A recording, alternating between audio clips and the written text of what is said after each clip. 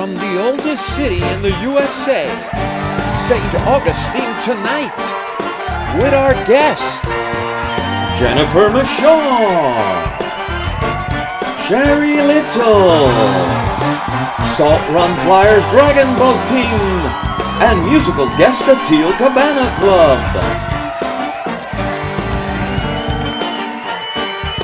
With your host, Jorge Rivera.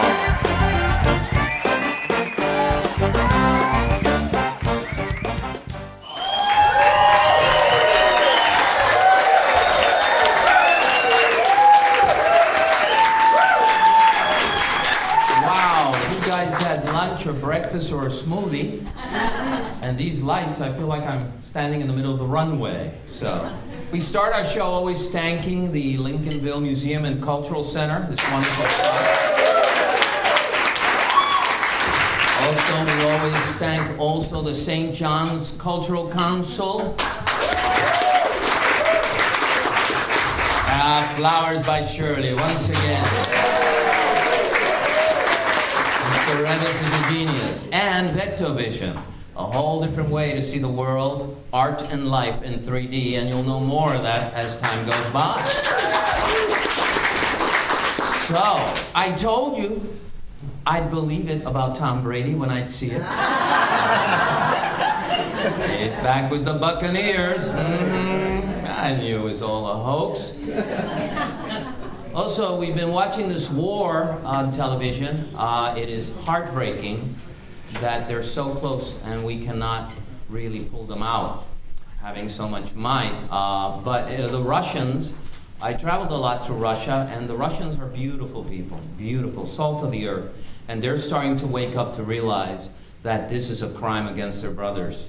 And so more people are protesting. I didn't see if you saw that on the big channel in Russia, they were giving their propaganda, and a woman stopped in the back. Did you see that? I think they fined her $250 or something, but to me it's weird, you know, you grab the chicken, the fox grabbed the chicken, and then they let her go among the fox den. So I worry about her, she's a mother also. Reading more and more about this young generation, they're not as romantic as we are. Lots of them are single, they're not really dating. I say, put the phone down. Maybe you'll do like in Some Enchanted Evening. I'll see a stranger across a room, but you won't see the stranger if you're looking at the phone. Oh, right. This guy broke the record, Guinness World Records.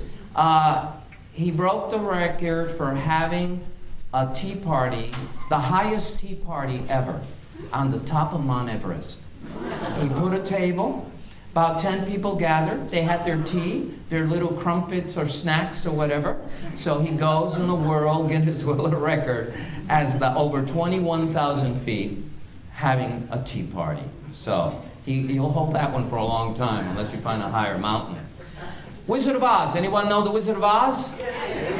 Well, here's some news. The oil can of the Tin Man, I can use that in the morning sometimes, is being auctioned. It starts at $200,000 if you're interested. If you're interested, I don't know. Budapest, walking down the street. This is almost like a joke. A penguin is walking down the street in Budapest in the middle of the night. And a police officer in Budapest goes up to him. He's 6 months old. He's escaped the zoo. I've been to Budapest. I have not been to Antarctica, but I can tell that little penguin it's a long walk. So they wrapped him in a blanket and they took him back to the zoo. I could see him the next morning looking through the bars. I almost got away. Yeah, it's a long way. We'll wait on that. Funniest thing, this lady finds a book leaning against a pole, a sign, a no parking sign. She takes the book, she's an avid reader, she realizes it's a library book. So, before she returns it, she says, I'm going to read it. So she read the book, enjoyed it, said, I'll bring it tomorrow, and tomorrow, and tomorrow. tomorrow. She just returned a book 65 years after she found it. She stuck it in a bag or something, mailed it to the library. The title of the book, get this, Forgotten Submarine. It was forgotten. My mind doesn't start thinking, so I said, well, okay, 65 years. Let's say the fine is 10 cents a day. What would it be for it comes out to $2,372.50 at 10 cents. So that's a lot of money. And I can understand why she mailed it and did not show up. My last little point, there's a lady who had her first tattoo at the age of 80. And she put Mother Earth. Then when she turned 90, she got her second tattoo. It was 7 stars, each for one of her daughters. She just turned 100 last month, February, and she put another tattoo which says New York, New York, 1922. And let's see if she gets to 110 and see. We got no tattoos, and we haven't had this show since 1922, but we have a great show tonight, and we're going to start with a great band called the Teal Cabana Club.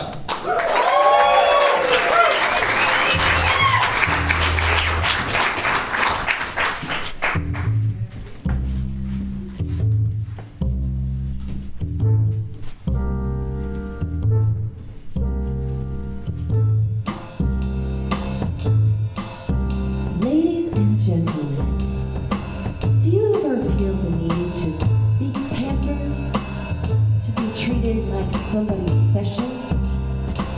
Well, that's what this song's all about.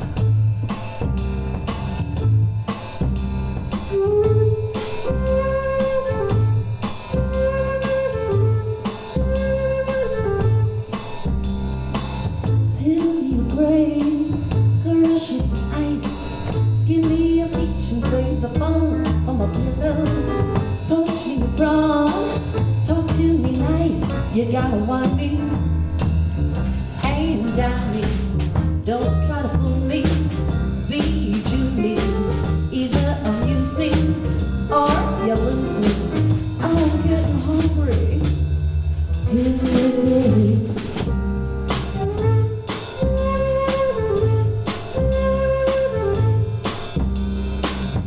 Pop me a cook, French me fried, crack me a nut and bring the bowl full of bonbons, chill me some wine. Keep standing by, just entertain me, champagne me, show me you love me, kid you love me, best way to cheat me, cashmere me, I'm getting hungry, feel your breath.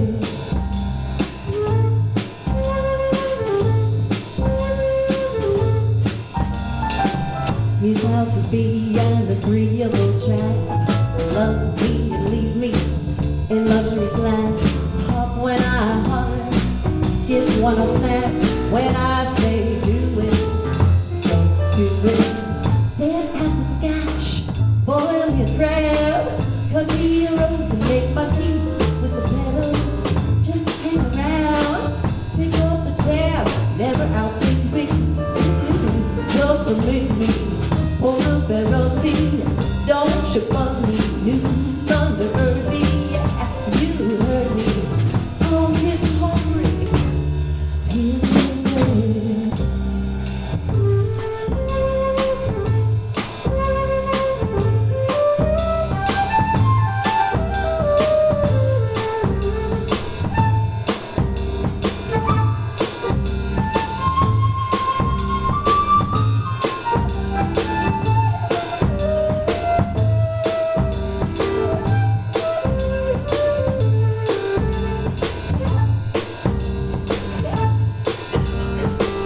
He's out to be an agreeable chap, love me and leave me in luxury's lap.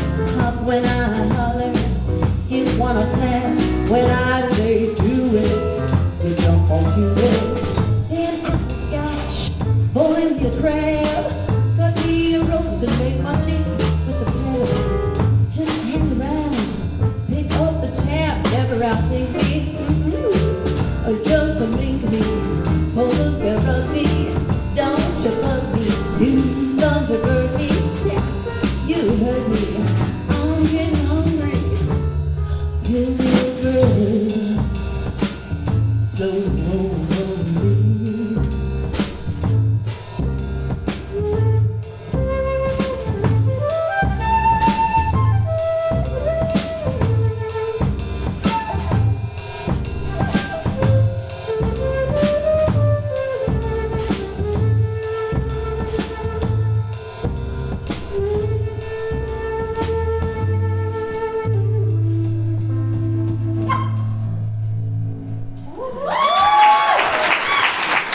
Thank you.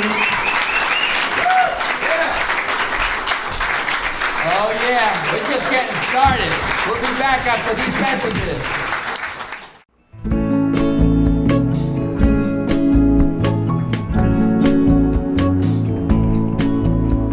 Sleeping overhead in the queen-size bed, and the morning hasn't noticed you yet. In a bluey collar line from 1989 that he knows he's never gonna forget. Is he laughing through his tears or crying through his laughter? In the gentle hand. We're back, ladies and gentlemen. We're back with our police chief, Jennifer Michaux. Hi, good And with Dee Brown. evening. Yep. And D stands for what? DeLorean. DeLorean. Yes. Wow, your dad was thinking of sports cars. Yeah. Well, I have you here because I think you're our first policewoman in this town. Yes, I am.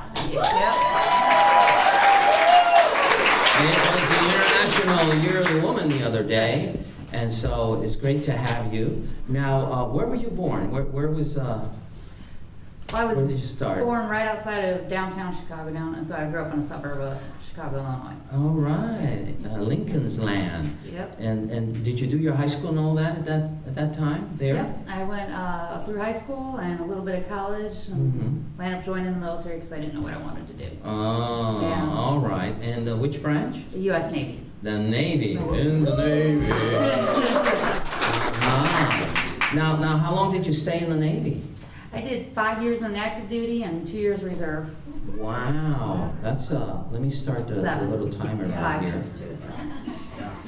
And Oh, it was so- like calculator. yeah. So let me add that. You thought this was a little calculator. Let I'm me just see how many kidding, years. Jorge. Yeah. So did you enjoy military life?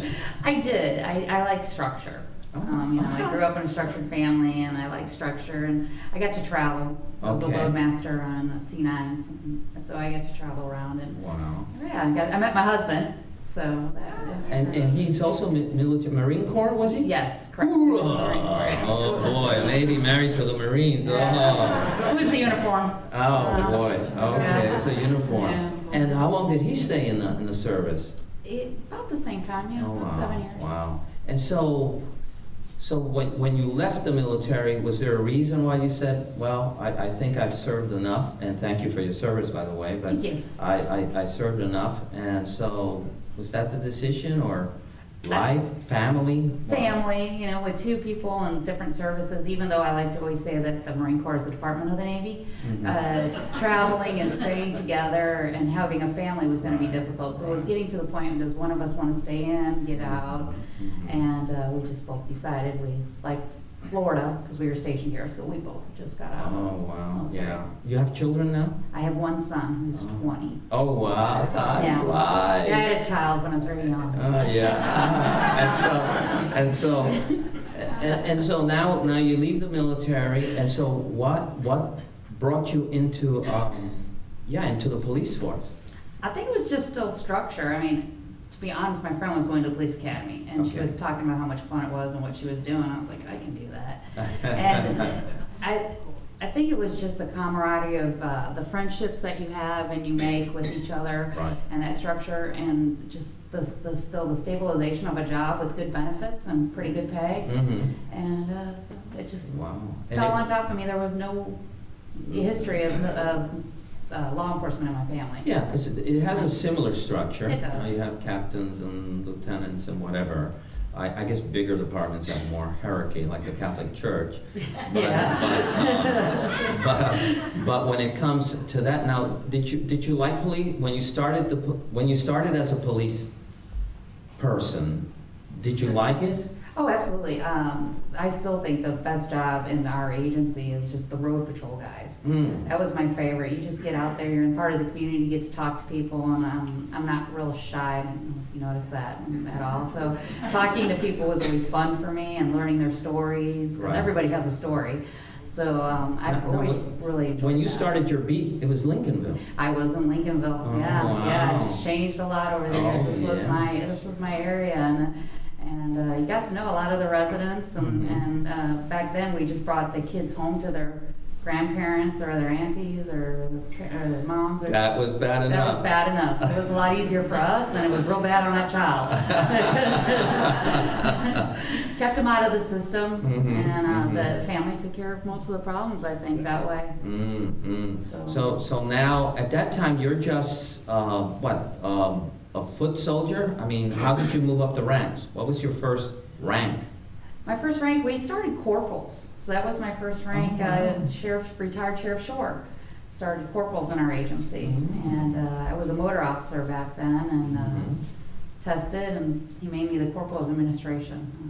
Was that a new thing? That was Corporal brand of new. administration? Yeah, that was brand new. That was in 2001. He brought that rank to our agency. It didn't exist. What does a corporal administration do? Anything the sergeant says. Yeah, it's a very thankless job. Oh boy. So Oh boy. So now you're corporal, and then you move up to what? sergeant next. Sergeant. Now, what are the responsibilities of a sergeant then? In our agency, since we are a small agency, I have 58 sworn officers that work side by side with me. And our sergeants, they're road sergeants, which is still the best job in the agency. And then we have a detective sergeant, you have your internal affairs sergeant, your training sergeant, and a special events sergeant. He's the busiest sergeant of them all in this town. It's not seasonal anymore. It's No, 365 days. Yeah, so- Something's going on. It's funny, a lot of people say this about military. Well, Army, you hear this, and Marines. I don't know if it's the same, that sergeants are kind of the core of the they're the real hard glue in the middle. They're and the everything backbone. attaches to that. Yeah, they are the backbone of the agency. Everything goes through them, up and down, and if they're good sergeants, their troops respect them. Right. And so it makes everything run a lot smoother. Right.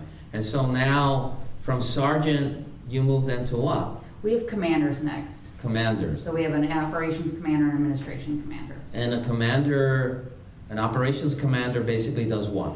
Pretty much the guys that are outside on the road, he handles all of them, and then the other one handles everybody that's kind of inside. And the bicycle units, I call them the wheels and heels part of our agency. The guys that we have foot patrol, the college the guys, and the bicycles and the traffic unit. So that other commander handles them. Because in big cities, the commander, and I guess here it's the same, like Hill Street Blues used to start with the commander telling everybody, hey Johnny, you're going to hook up with so-and-so, you guys are going to patrol here, we heard of this, want you to check that out, and so they're the kind then They God give bless direction. you. They give them direction. Their blessing that they all come back safe. Yeah. So, but you say there were two commanders. There was an operational commander and an administrative commander? Correct. What's the difference between these two commanders? The operations commander, he pretty much, anyone that you see outside in uniforms, they're pretty much under his control. Okay. He's got a span of, I don't know, would you say 25 of them? Yeah, about 25. Yeah. About 25. The administrative commander handles more of the people you don't see as much. They're Oh. kind of behind the scenes and doing the administrative work. They're the puppet master. And then I have an assistant chief. Oh, assistant chief. Yeah. Who's the assistant chief here? Anthony Cuthbert. Okay. Yeah, so he's great. So I have no issues. I can go away on vacation and turn my phone off. Right. So, Right. because Now, we got somebody now got you didn't go from commander to vice chief. You went from commander to chief. Yes. Now, who makes that decision? John Regan, the city manager. Oh, Makes John. the Gotta ultimate. talk to John. Yeah.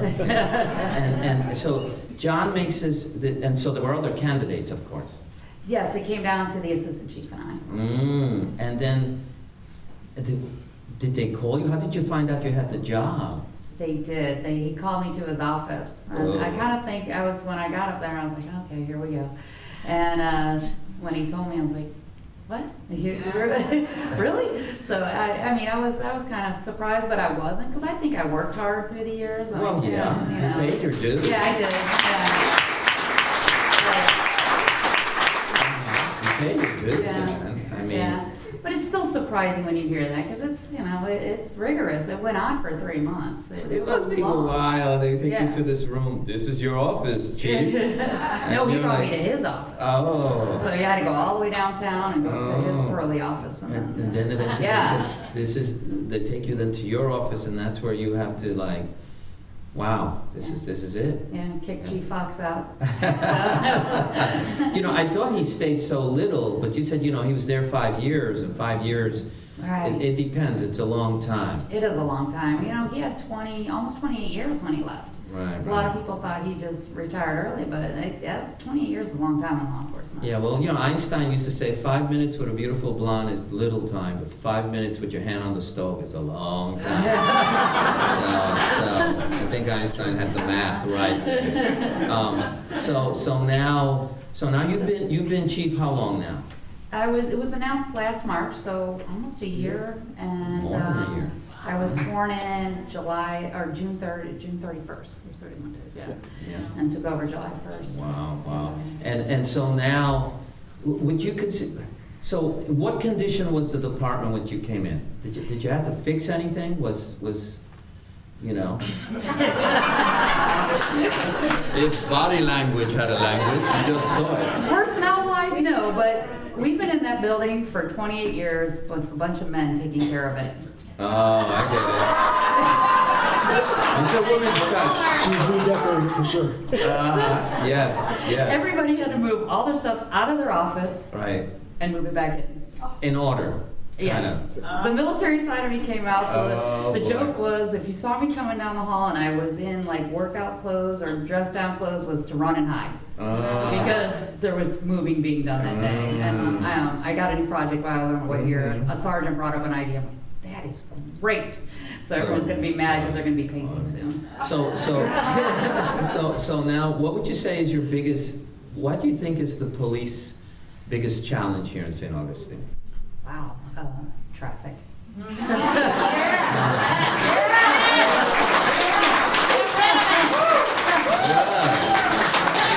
Yeah, you got to remember, St. Augustine was made so you couldn't easily attack. Right. So if you can't easily attack, you can't easily get out.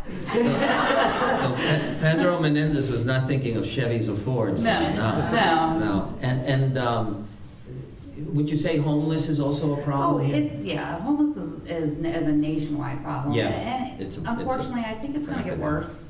Yes. Or we see it get any better. Yeah, I Some of think the America issues that are has to going on. figure out why are there so many freaking people homeless, man. Yeah. I just don't get it. A lot of it's choice. That's probably our most frustrating part because we live in a great community, a great county Yes. that has just so many opportunities for people and so Right. many people willing to help.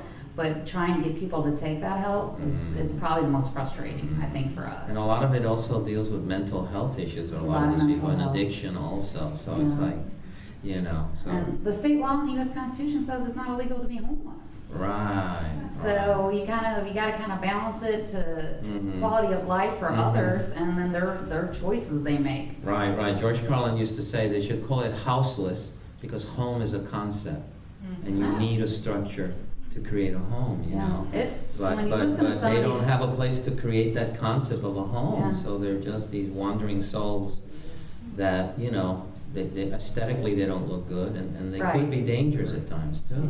Yeah, we've been fortunate with our homeless. I think our crime has mostly been crime against each other.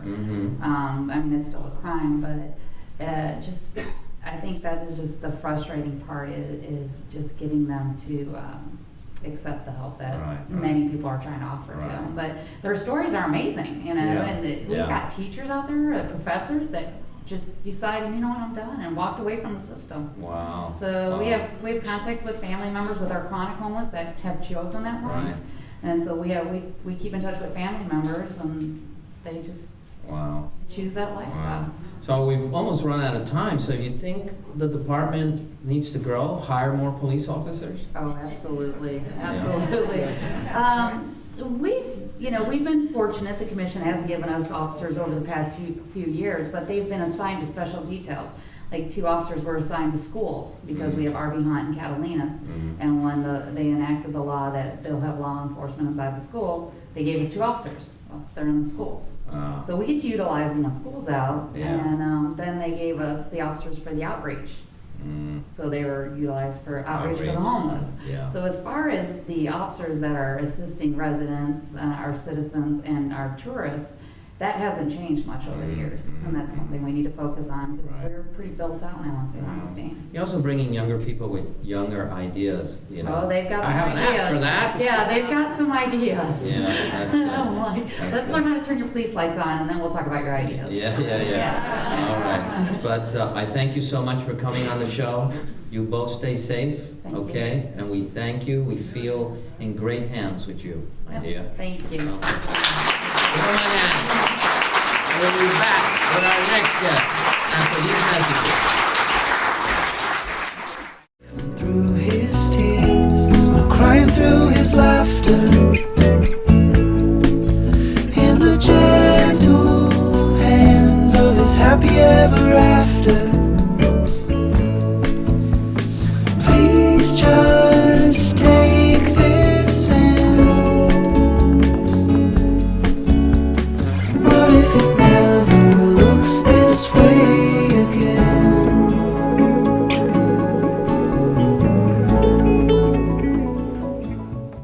Back, ladies and gentlemen. We're back with Shari Little, who's also our musical guest for her band, the Teal Cabana Club. And I brought Shari because Shari just has so many facets to her. She's a playwright, actress, singer, band leader, saxophone, professor at college. I ran out of fingers. So where were you born? I was also born in Chicago. And All was right. raised, no kidding. It's Chicago night. I forgot to tell you. It's Chicago night. And now you were telling me that when you were young, your mom and dad got into the motel business, Yes. and that's what brought you to Florida. That is correct. How did that go? It was rough at first. Yeah? The place it had fallen into disrepair since 1930, and it was 1977. Wow. So there was a lot of work to be done. Where in but Florida was this? Winter Haven, home of Cypress Gardens, formerly now Legoland, Oh, Land of 100 Lakes. okay. It's, All right. Yeah. And so they fixed it up and everything. Did you like growing up in Florida, in Winter Haven? I was glad we moved. I mean, I missed the snow, but everyone knew how to water ski, and so it was a nice place to grow There up. was a pool also. My father put in a pool, and so that, things started to change. We didn't have air conditioning when we first moved there. Oh, wow. Hot. We were each given a fan. Yeah, and, good luck. It was sticky. Wow, wow. And so now when now in school, you were going here to school, of course, in Florida. Did you gravitate to anything? Anything special? When you were in school, was it music? Was it drama? Was it what? I was a dancer. And I played music. Okay. But What when did you play? I played the flute. The flute, which you were playing a moment ago. Yes. Why the flute?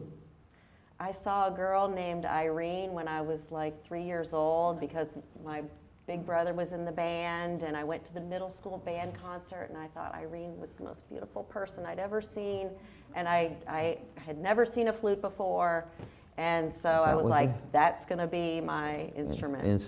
And so you got it, and you got good at it.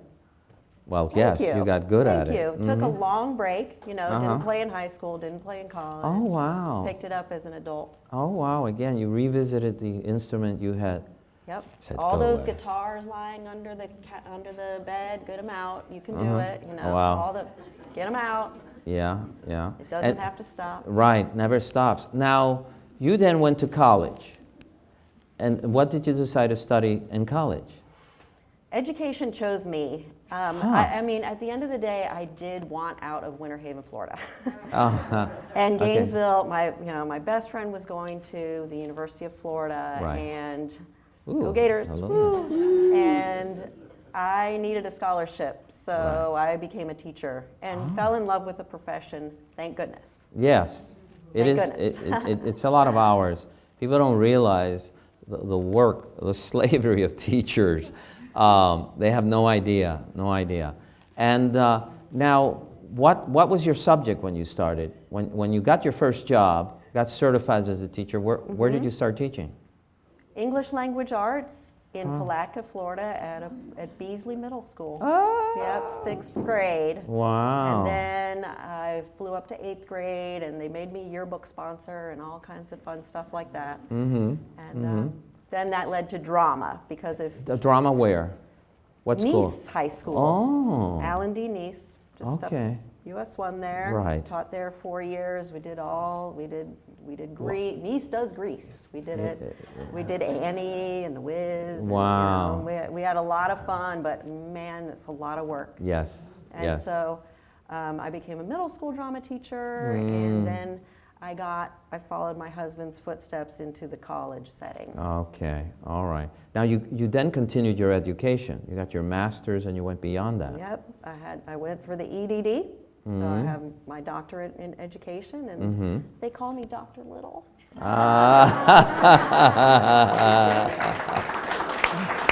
Oh, doctor. Yes. And so now you teach. Where you teach now? St. John's River State College. All right. All Yep, right. Go Vikings. Yeah. Yeah. And and what's your subject there? What do they learn with you? I teach education. Oh, wow. Right? So I teach people how to be teachers. Right. For Right. we have an early childhood education program, so that's age 3 to grade 3, but most of them want to teach kindergarten through. Well, grade what's three. great is you're not a textbook teacher. You're a teacher who's done it over and over and over and over. So when you're teaching it, you're not teaching mechanics from a book. You're the grease monkey who's teaching mechanics. You know what I'm saying? The one who's brought down the transmissions, the ones who's done it all and knows the engine very, very well. And I think for them, they're very they're lucky. Thank You don't get many teachers who have that experience. They have a textbook experience, but they don't have a Right, the real ivory tower, right. If they're right. turning I was journalism, I was down they're in not the- coming out of Ukraine, Yeah. doing war correspondent, that kind of thing. Yeah, sometimes we call it in the trenches, though. When you're in the classroom, you're still a frontline person. Right. right. You're the Right. you're working with the public. Right. But, Now you're playing the saxophone. Did you Later. pick that up after the flute? I did. Oh, and why? This is a funny story. It's a serendipity I love.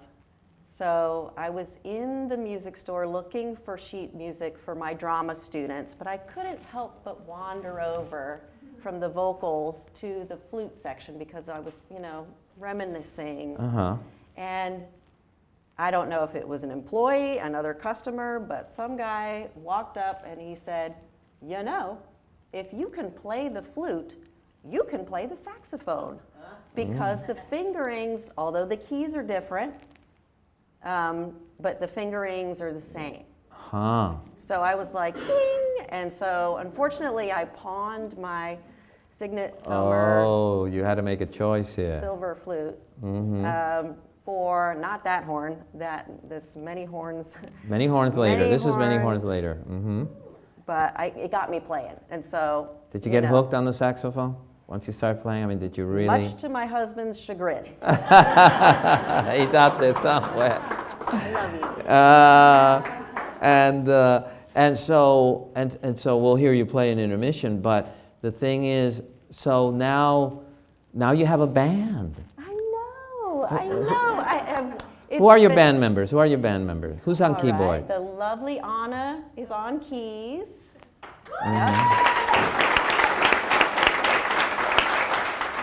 On drums, we have John Dickey. And on that beautiful upright bass, It is pretty. we have Banjo Dave. Oh, I enjoy that. You're right. Now, when you look at the music you're playing, what are you playing? What's the genre you're kind of playing most? Mostly jazz, but we say, jazz, blues, and a little rock and roll to soothe your soul. So if you come and hear us, it's a variety. Right, Yeah, through the right. decades and so. Now, on top of the band playing, I remember filming one of your plays. Oh, yes. Was it called, what, Thespian Arrested? Yes, sir. You wrote that play out of a personal experience. Uh-huh. of being arrested for being a thespian. Yeah. Uh-huh, because they thought it was... Okay, real quick.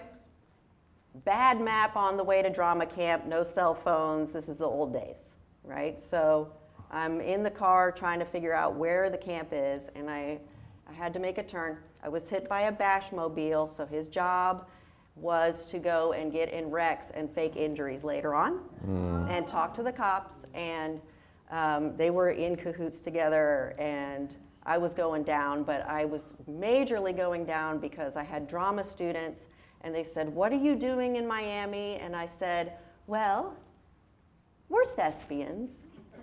And then they went, right? And then I was like, "We're going to drama camp for the theater and acting and to do plays," and it didn't really help, right? Right? So I was like seen as a pervert, basically. Yes. And before I knew it, I was hauled off to jail. Because they thought it was a lesbian. Yeah. With all these young girls. Yeah. Yeah. Yeah. And so it didn't go well. Oh, wow. It didn't go. I couldn't talk my way out of it, right? And so I spent the night in jail, but it was a learning experience. Yes. Yes, I bet. Human nature. A thespian learning, yes, learning the hard way here. I just was like, this is so surreal, and I made some friends. And, hey, Gino in Bronx got you covered. You got to survive. Yes. And so Interesting. I vowed that I would write a play one day about and you it. did. And I did, and yes. Thanks to Tom and it was here? Jorge, and it was here, it's a cultural center, Lincolnville. I mean, I thank them for having me. Thespian Arrested is the name of the play. Yep. It's on YouTube. It's a comedy. You can see it on YouTube. Under Shari Sachs Lady. Yes, Shari Sachs Lady. And so now, so you're acting, and you're writing songs also, and you do these videos, these musical videos. What's that called? Cushions and Lies? Lies and Cushions. Oh, Lies and Cushions. Yep. And so you can also go there and see it at your Shari Lax. Shari, S-H-A-R-I. Yes, S-H-A-R-I. Yes, Yep. lady. And so you just do so much. Just keep doing what you're doing. I can't wait for your next play. I know an idea will come. You're one of those people who just stay creative all the time. And I hear you're playing here, and I hear you're doing this, and you're doing that. You also do a flash mob dance where you raise money for the homeless. Some people know you for that. Thank you. I mean, you are the kind of person that, you realize that they're valuable people in the community, and you're one of those people. And I thank you for being on the show. All right? Thank you for having me. And we're going to hear you play once again after this intermission. It'll be the Teal Cabana Club once again. See you in a bit. Never looks this way again.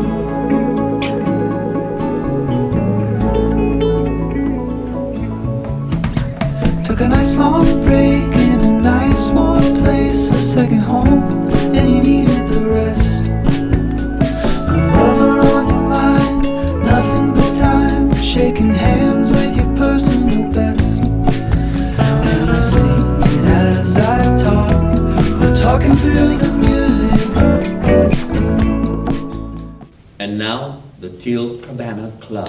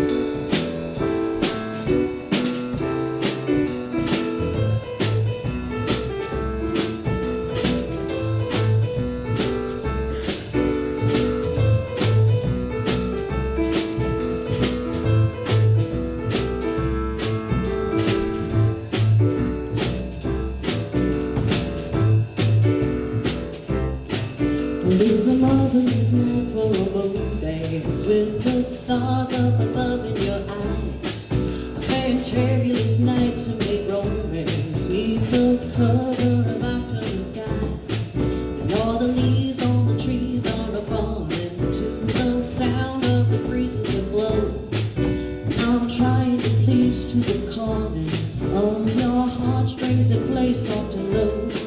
And all the night's magic seems to whisper and hush. And all the soft moonlight seems to shine in your blush. Can I just one more dance with you, my love? Can I just some more romance with you, my love? Well, I wanna make love to you tonight. I can't wait till the moment has come. And I know now my timing is just right, and straight into my arms you will run. When you come, you know I'll be waiting to make sure that you're never alone. There and then all my dreams will come true, dear. There and then I will make you my own. And every time I touch you, you just tremble inside. And I know how much you want me there. You can't hide. Can I just have one more moon dance with you, my love? Can I just make some more romance with you, my love?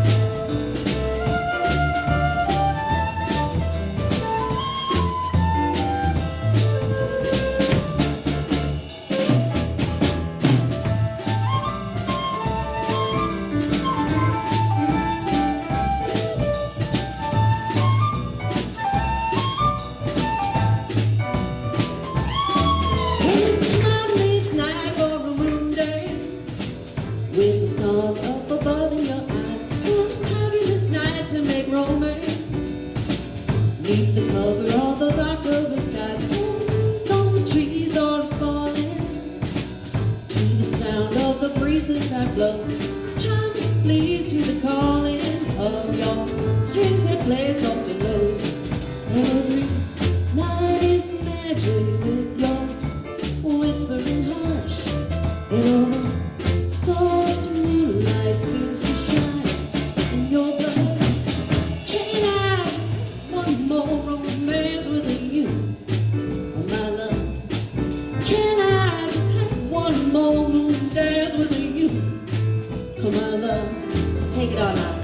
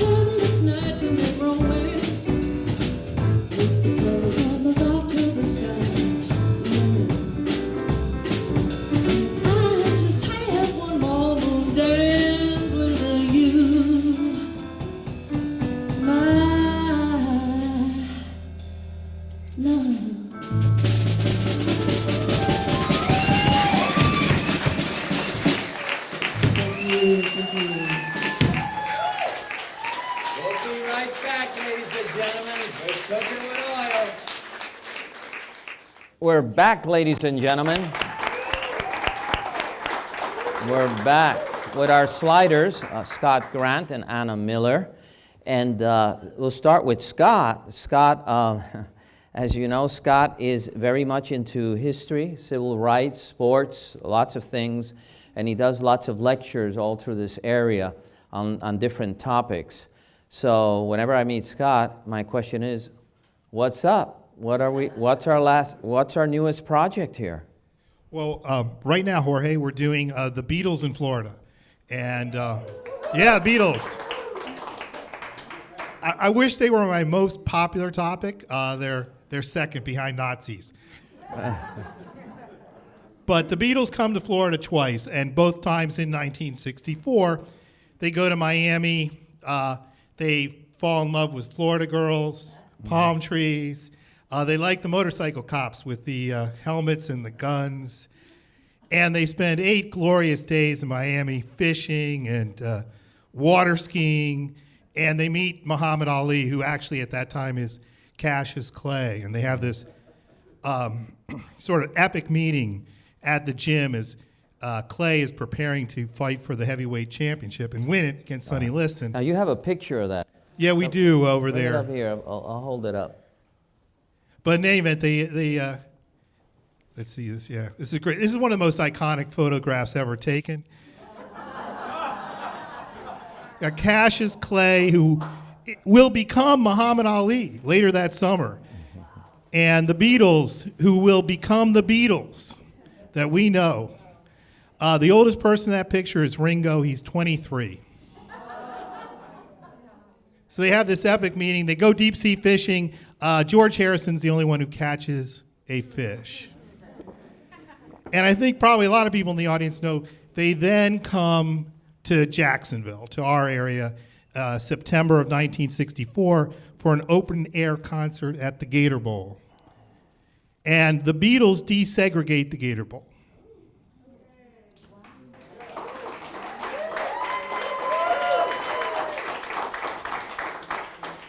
But on the way to Jacksonville, they run into a hurricane. Hurricane Dora hits the day before the concert. September 10th makes landfall right here at Volano. And there's that famous Life magazine cover with the Bridge of Lions and the waves washing over the Bridge of Lions from that hurricane. In any event, they're the third biggest news item in Jacksonville the day of their show because there's the hurricane and then LBJ comes to town, President Johnson, to survey the damage. So I talk about those two events. So where do you give these lectures? Well, kind of all over. We've done them in Nocatee. I'm going to do one in the Villages next month, which I think will be a big crowd because I'm right there in the Beatles' prime kind of demographic, right? Yeah. The Villages is almost like its own city. It's so big. It's the fastest growing city in America, I think. Yeah.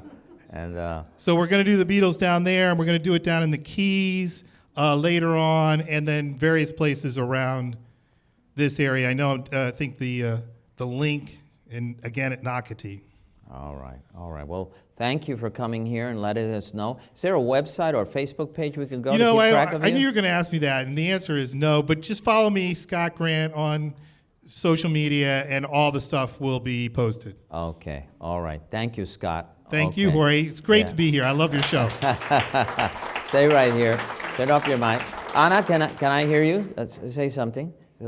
Hey, okay, we heard you. She said, hey. I have Anna here. Anna Miller is a very well-renowned painter. She's had exhibitions here in St. Augustine. She had a really big one there at the administration building a couple years ago. She's a big supporter of other artists like Lenny and many others. But what a lot of people don't know is that Anna is from Ukraine, is her place of origin.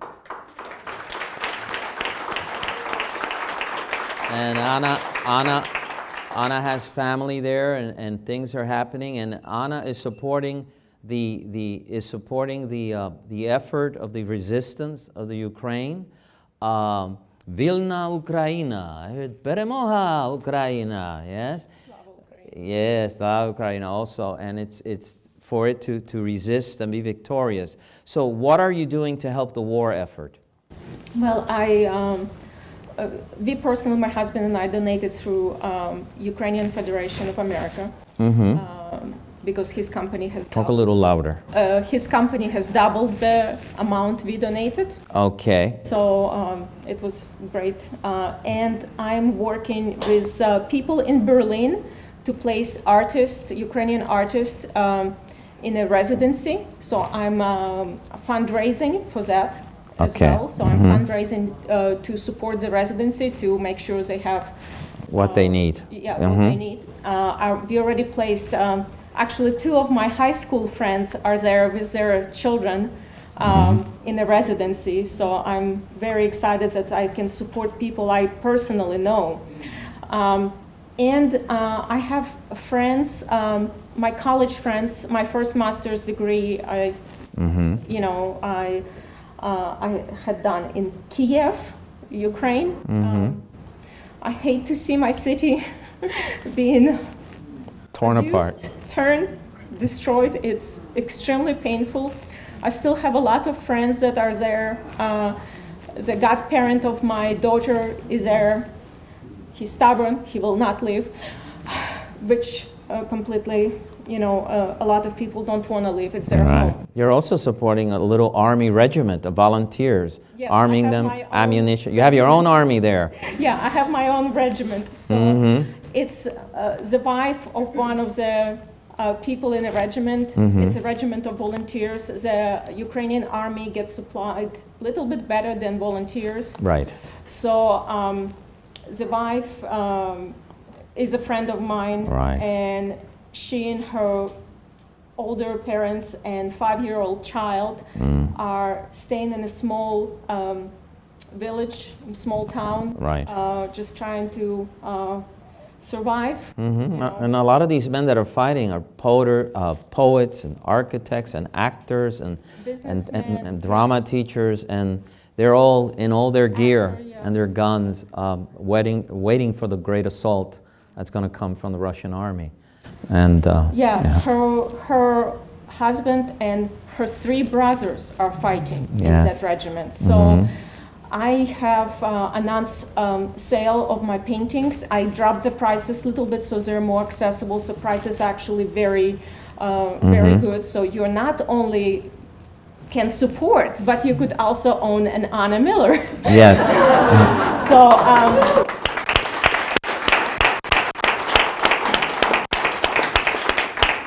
So if you enjoy arts and you have place on the wall and you want to feel good about what you're doing because you will be supporting, so I'm supporting that small regiment and I'm supporting the families of the regiment, because while men are fighting, women are not able to work and earn money too. Yes. So they run out of money to feed their families. So. Yeah, and about half the population is still there in Kiev. More than 1 million people. A lot of them are in the underground. Buildings are being torn every day. Bombers are dropping bombs every day. I'm watching German TV, French TV, British TV, Japanese TV, Irish TV, and getting all the sides of as I told you, I've served in Sarajevo, and this is another Sarajevo. They're surrounded and fighting for their lives. It's a very tragic, the history, as my friend Rod pointed out, very similar to the beginning of World War II. I think the prognosis is very grim, because I don't think this man will stop at Ukraine.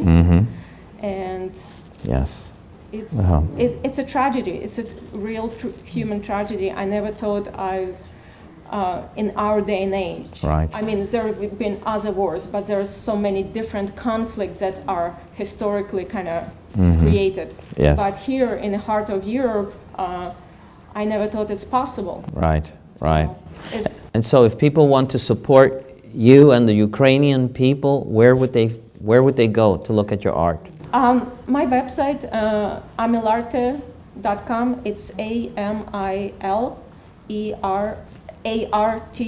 Okay, Anna Milarte. Ana Miller Arte in Spanish. Oh, arte. Ana Miller and arte in Spanish. Yeah, it's A-R-T-E. A initial, half of my last name, A Mill Arte. Okay, so there you go. Look at it. And follow me on social media. Facebook. On my website, you have all the buttons that connect me to social media. Again, there's so many individual stories. I enroll in all sorts of groups, like a Polish group for help, where individual families and individual hosts are kind of getting to know each other, and they meet, like the family from Belgium hosts a woman and 2 children, and so on. So I'm following all that very closely because I cannot not be involved.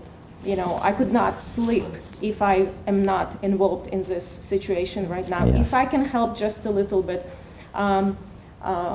all the proceeds from my art sales right now are not going to me personally, they're going to help. I've donated a lot of money and will continue my effort. You know, if I can save or protect few people, I will.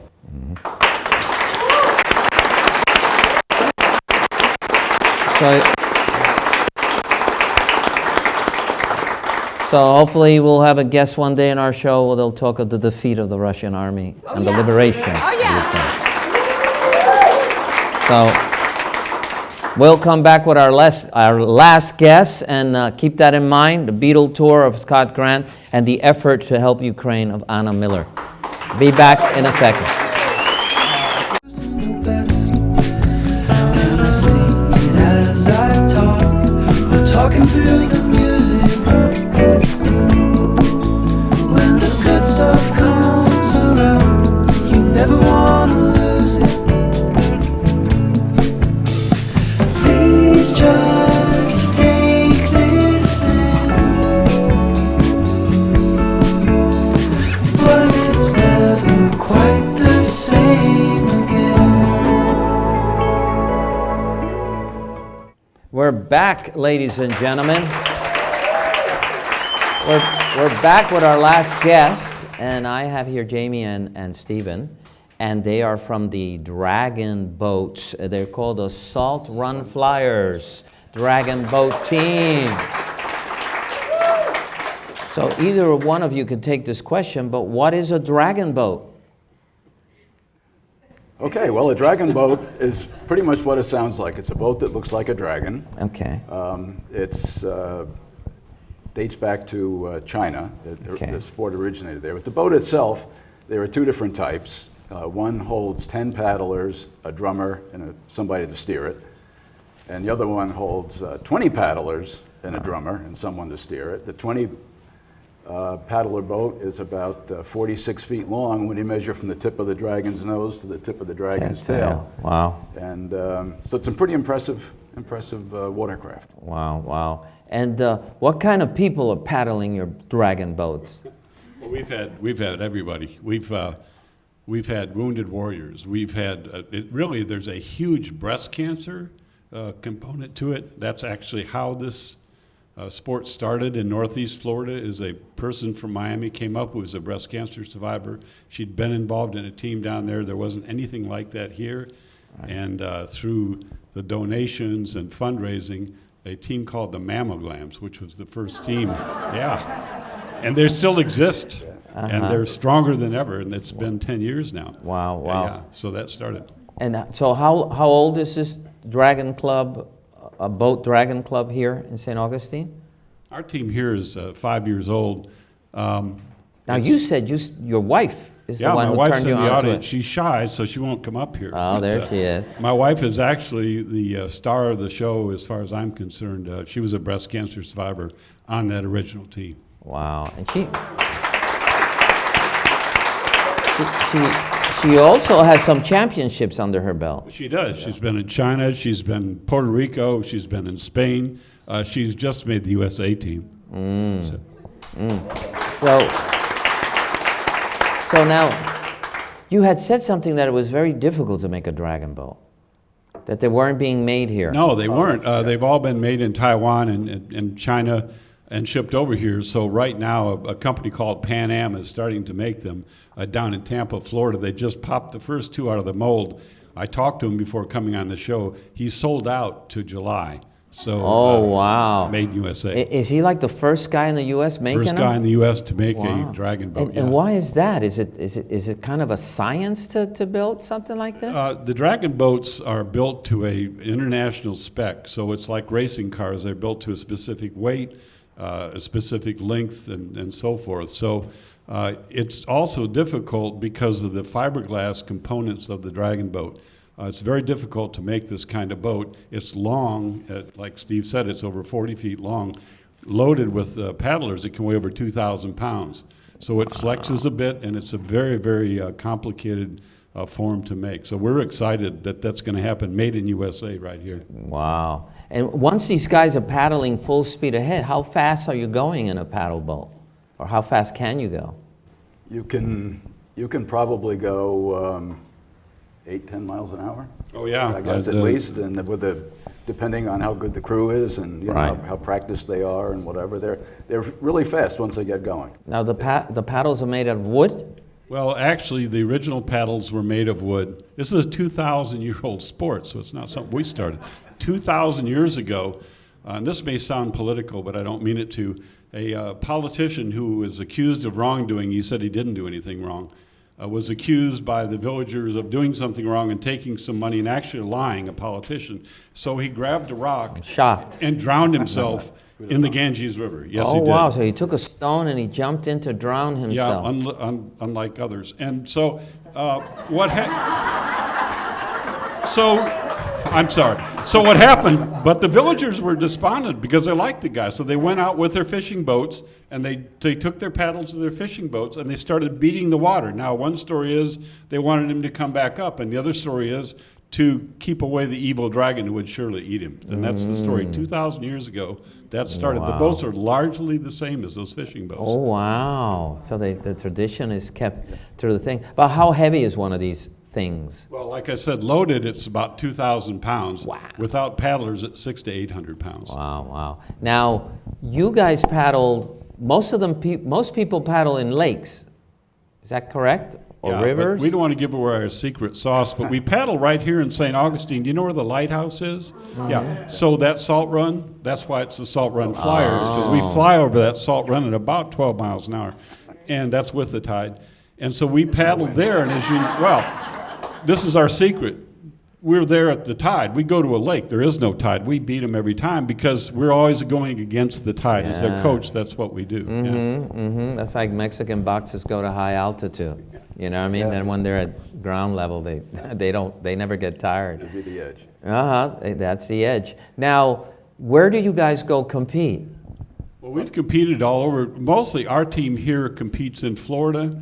My wife's team and myself, we've competed in Italy, we've competed in China, we've been to Spain. I mean, it's a true worldwide event type of thing that you can go to. And for the first time in many, many years, the USA is going to be hosting the International Dragon Boat Festival, which will be in Sarasota in July. So the World Club Crew right here. This July, wow. So there'll be teams from all over the world. Yeah. Well, except from Russia. We're not going to have any. How's that? Yeah, we just, and they're great. Hey, you know what? The athletes are perfect. They're big. They look like that Jaws guy. They're scary. They're good athletes, but the authorities decided they wouldn't compete in the U.S. They're cutting them from all sports around the world. Yeah. And, well, you know, you got to learn a lesson somehow, right? So now, you said that also there's like this lake in Italy that's like rectangular or something? Our first event, the mammograms go out, and this is a breast cancer team, all women, right? And so they didn't know what to expect. They did very well in the races in Florida, and so they were asked to go to the world competition in Ravenna, Italy. We'd never been there. We didn't know. We go there, and if you look at it in Google Earth, it's a giant rectangle that's about 9 feet deep. It's 2,500 meters long, and it's about 1,000 meters wide. It's some guy's farm that he decided to make a dragon boat race course. I don't know. So we competed there. The women did very well. Did I mention the giant Russians? They were there, but there were 90-something countries there, and there were countries competing against each other in a friendly way, and then afterwards we'd get together. They were actually at war with each other. And so it's an international competition that brings people together. So we paddle hard against each other, then we'll go have a beer. So socializing is big then? Socializing, I think, is a huge part of the sport. I know it is for us and for our team. We do a lot of social things together, but if you go to a festival here in Florida, for example, and one of the reasons we have so many here, I think, is because we have so many good lakes, to the point you made before. But there's a lot of camaraderie, not only within your team, but among teams, I think, which is one of the things that attracted me to the sport, because you can go out and you can compete and you can train hard and do all the stuff that athletes do, but still have a friendly environment to compete in. And they're all ages. All ages. Oh, yeah. All ages. They're grouped by category of ages. I should mention also that all of these events, the festival specifically, are in benefit for something. It's been for children's hospitals. We do a big event, with the Shriners, for example, every year.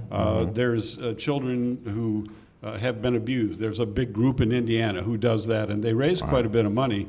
And in fact, one of the teams that's most interesting is that the women who help out in that endeavor are Franciscan nuns. And it's been my privilege to coach them. Which is interesting. I'm not Catholic. Yeah. They wear the habits and they're in the boat, and Mother Superior is the drummer. Oh, wow. You both are certified coaches. Correct. Yes, we actually have another team member, Judy Fagan, who's not here tonight. So all of us are professional coaches that have been through and gotten credentials. Oh, wow. So where can we see you guys practicing? When and where? On Salt Run, hence the name. Every Tuesday and Thursday afternoon, we, weather permitting, we launch either one or two boats. We have two boats in the club. You have two boats. And, you guys showed it to me. They're very cool. And we practice right there. So anybody who's in the what area, they're asking what time? 4:30. 4:30.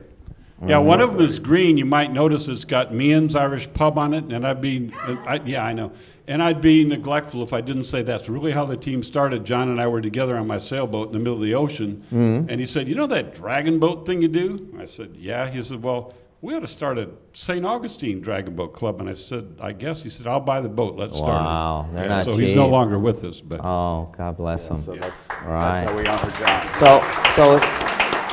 So here's my last question to you. When do you compete next and where?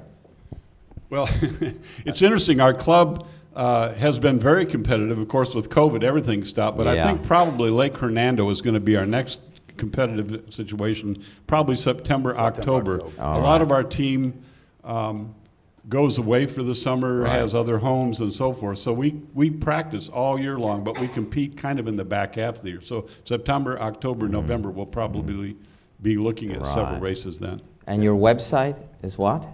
Well, you can find us through the St. Augustine Yacht Club website. Okay, so you're using their area or whatever. Right. We're a member of that. You're a member of the yacht club. Okay. We have a drop down. You can click on dragon boating. See our wonderful faces there. Find out how to contact us if you're interested for more information. And, you're looking for? Are you looking for paddlers? Oh, absolutely. We're always building paddlers. Every day. That's it. Yeah. Last question. Who's your oldest?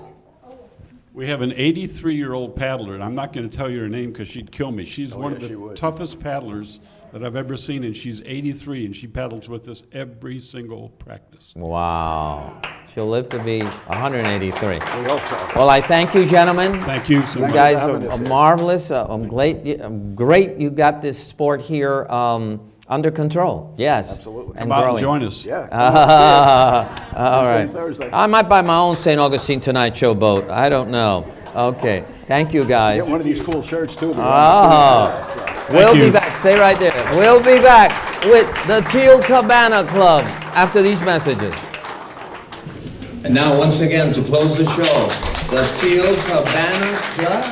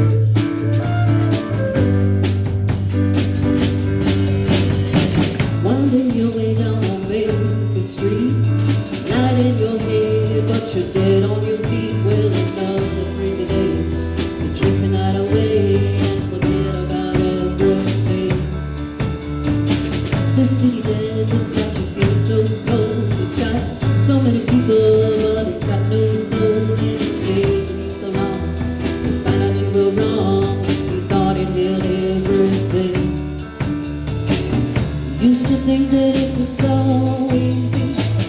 Used to say that it was so easy. But you're trying now. Another year and then you'd be happy. Just one more year and then you'd be happy. But you're crying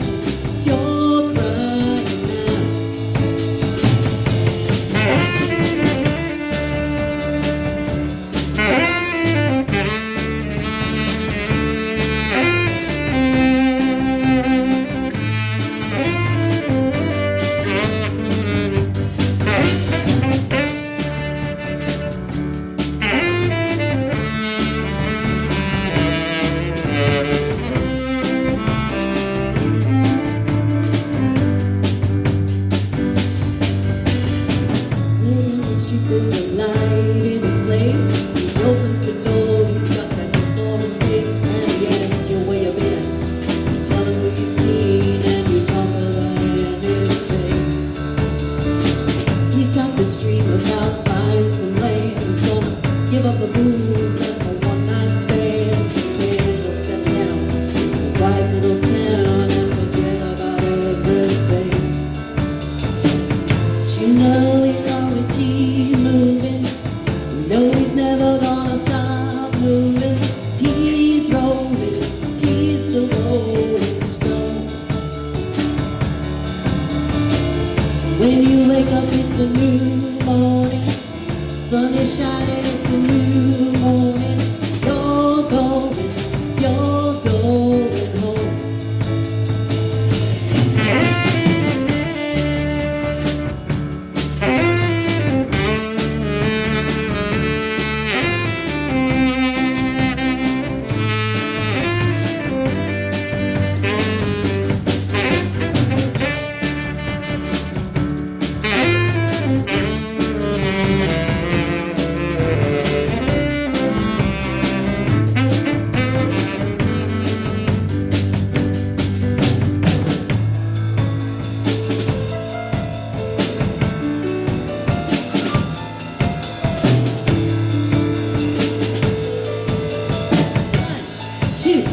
One, two.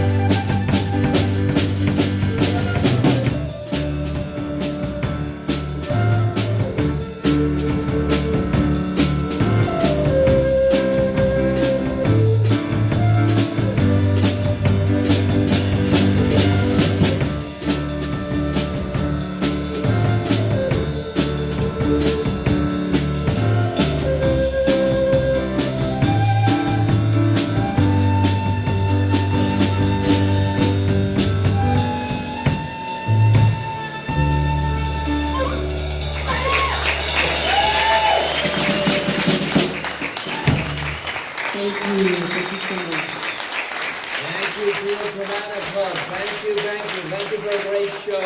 Thank you to all our guests that always make our show so interesting. We learn so much, and we thank you for those who give to the community. So I will see you next Tuesday with another bunch of interesting people. Catch you next Tuesday.